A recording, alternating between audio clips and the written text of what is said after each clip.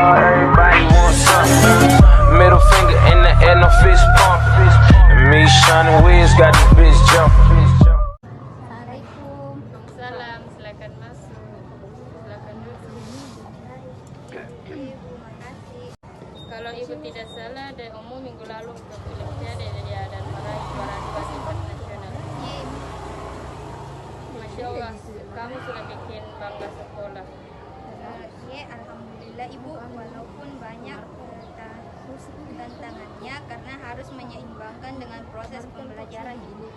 Tadi di umum sebelum kesini kira-kira belajar apa ya? Tadi belajar PKN Ibu, tapi Ibu Sarah tidak masuk mengajar, cuman dikasih tugas untuk mencatat. Nampaknya mukamu tidak ceria hari ini. Adakah sesuatu yang terjadi padamu? Apa ada sesuatu yang ingin kamu ceritakan? Begini Ibu, saya ingin menceritakan masalah yang sedang saya alami. Baiklah, silakan ceritakan bagaimana permasalahannya. Mari kita membahas bersama-sama. Namun sebelum itu, Ibu meminta kesepakatan waktu untuk membahasnya supaya lebih efisien dan teratur. Bagaimana? Saya setuju Bu, saya rasa 45 menit itu cukup. Tapi saya tidak ingin orang lain mengetahui akan permasalahan saya. Baiklah, Ibu tidak akan menceritakan masalahmu ini kepada orang lain karena perlu kamu tahu bahwa dalam bimbingan dan konseling itu memang ada asas kerahasiaan.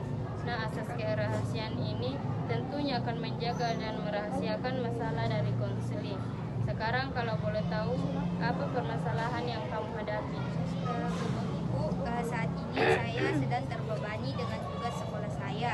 Ditambah lagi saya mengikuti kegiatan ekstrakurikuler yang lumayan menyita waktu dan tenaga saya. Oh iya, terus? Terus saya pusing Bu, saya capek harus menjalani ini. Kenapa kamu bisa terbebani? Ada berapa tugas yang belum kamu selesaikan? Ada banyak Bu. Kalau Ibu boleh tahu bagaimana cara belajar kamu, bisa kamu ceritakan kepada Ibu? Bisa Bu, sebelumnya memang saya akui saya senang sekali untuk menunda-nunda mengerjakan tugas. Saya juga senang untuk membuang waktu dan pergi bermain bersama teman-teman saya. Jadi intensitas belajar kamu itu turun karena kamu sering menunda-nunda pekerjaan kamu dan kamu sering membuang waktu bermain bersama teman kamu. Iya Ibu. Lalu pernahkah kamu berpikir bahwa karena sikap kamu yang seperti itu akan membuat nilai-nilai kamu menjadi turun dan bisa saja membuat kamu tinggal kelas? Iya Ibu, saya rasa karena sikap saya suka menunda-nunda pekerjaan dan bermain itu mempengaruhi nilai-nilai saya Bu. Saya bisa merasakan perasaanmu sekarang ini. Saya terus dihadapkan oleh perasaan penyesalan terhadap apa yang sudah saya lakukan dulu. Perasaan bersalah itu terus menghantui saya, dan saya sudah terlalu banyak merepotkan kedua orang tua saya. Saya sudah menghabiskan banyak uang, tenaga, dan waktu saya. Saya benar-benar menyesal Bu. Saya sudah membuat kecewa orang tua saya.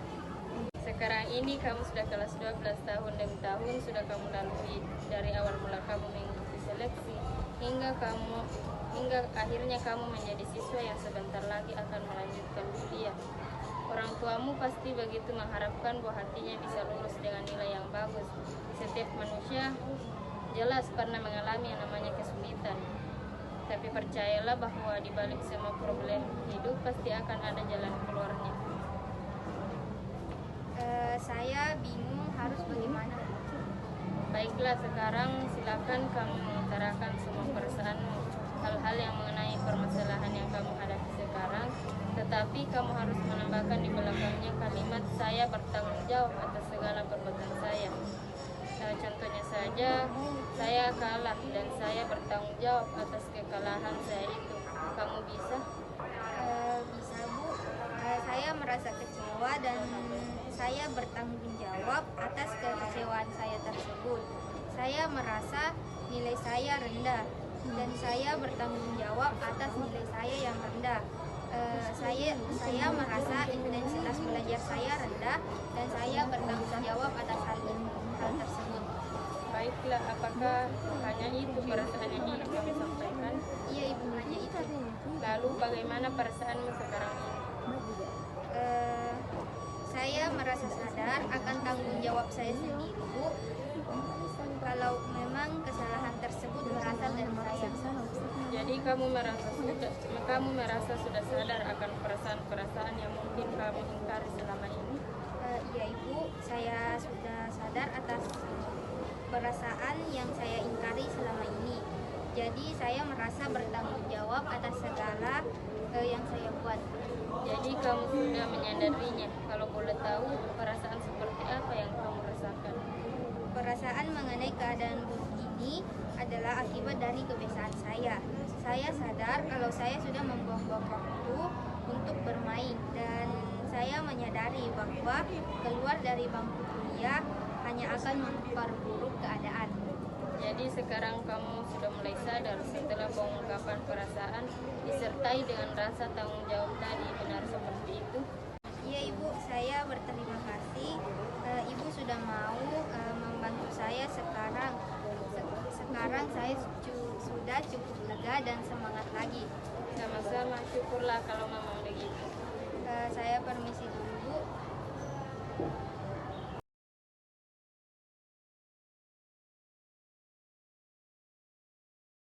Jadi saya akan menyampaikan pendapat saya setelah mengamati video praktek dari konselor saudari Rahmi dan konseli saudari Ummu Saada. Pada bagian attending, yang pertama yaitu membangun komunikasi. Secara keseluruhan di sana saya memberikan poin 5 karena dari mulai menunjukkan empati, mengkomunikasikan rasa hormatnya kepada konseli, menyampaikan kata-kata penerimaan, kemudian mengkomunikasikan perannya sebagai konselor, menyampaikan tujuan konseling, dan menemukan kebutuhan-kebutuhan konseli telah direalisasikan secara cukup baik dan telah ditunjukkan pada video praktek tersebut. Kemudian bagian yang kedua yaitu memposisikan duduk. Secara keseluruhan saya dapat memberikan poin 4. Mulai dari mengatur posisi dan jarak duduk yang tepat tadi sudah cukup baik di sana, tetapi masih kurang dalam mengatur kecondongan duduk secara santai.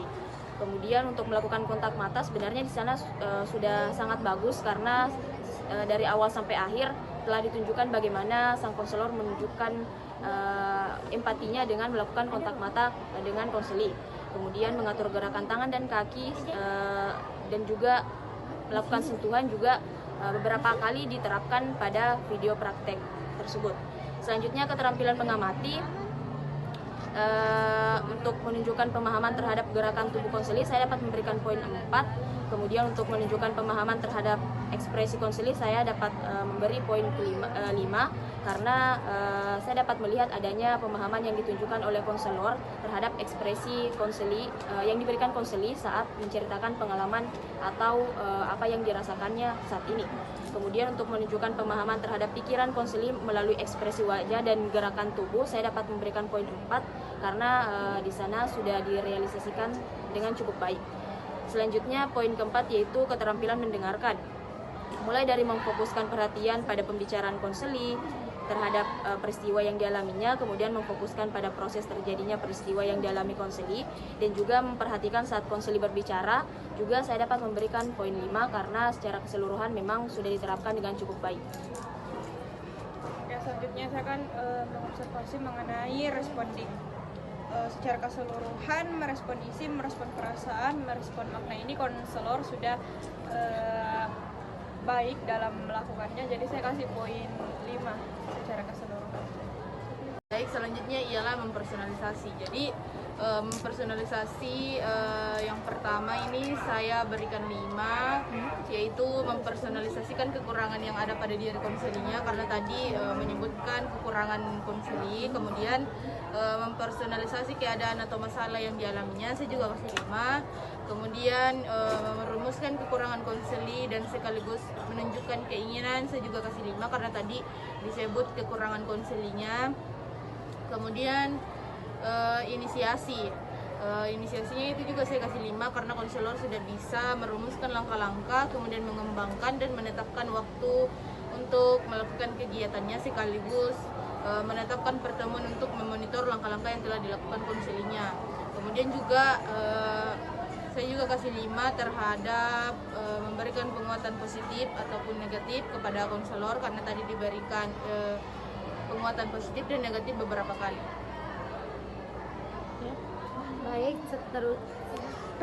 Baik, seterusnya terminasi. 1. Menyampaikan bahwa waktu konseling telah habis dan meminta konfirmasi konseli untuk melaksanakan kegiatan konseli lanjutan. Di sini saya memberikan skor 5. Yang kedua, membantu konseli membuat simpulan atas pokok-pokok hasil wawancara konseling. Di sini saya memberikan skor 5 juga. Yang ketiga, menanyakan perasaan konseli atas proses dan hasil-hasil wawancara konseli. Di sini saya memberikan skor 5.